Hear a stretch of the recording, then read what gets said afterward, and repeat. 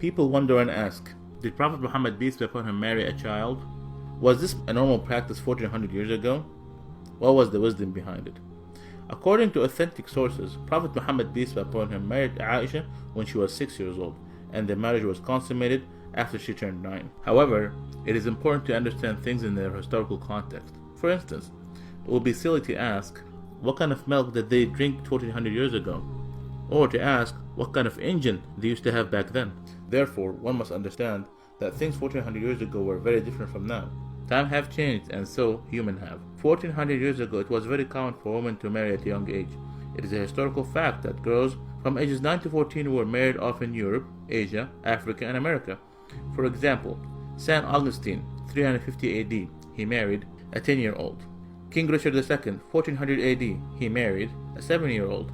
Henry VIII, 1500 AD, he married a 6-year-old. Even in the Bible, it says, "But say for yourself every girl who have never slept with a man." According to Catholic Encyclopedia, Mary, the mother of Jesus, was 12 when she married 99-year-old Joseph. Before 1929, Church of England ministers could marry a 12-year-old in Britain. Before 1983, Catholic canon laws permitted priests to marry off brides at the age of 12. A lot of people are unaware in the United States, in the state of Delaware in the 1880, the minimum age for marriage was 7 years old, and in California it was 10 years. Even now, the marriage age for some states are 12 in Massachusetts, 13 in New Hampshire, and 14 in New York.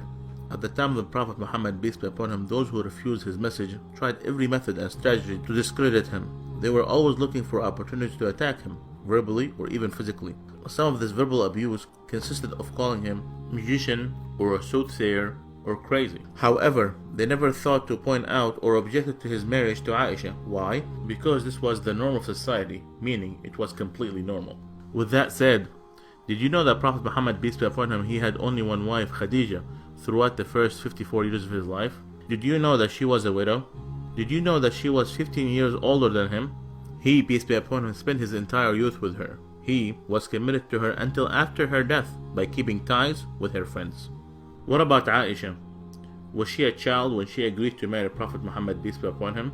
First, it's important to note that it is strictly prohibited in Islam to marry someone before the age of puberty. Note, the age of puberty varies throughout different times and different places. According to scientific references, girls might enter full-blown puberty anytime between the ages of 9 and 15. Also, the average temperature of the country is considered to be the chief factor with regard to menstruation and sexual puberty. So, was Aisha a child? No, she was not. So what about the wisdom behind this marriage? God always knows best. The marriage of Aisha was an instruction from God.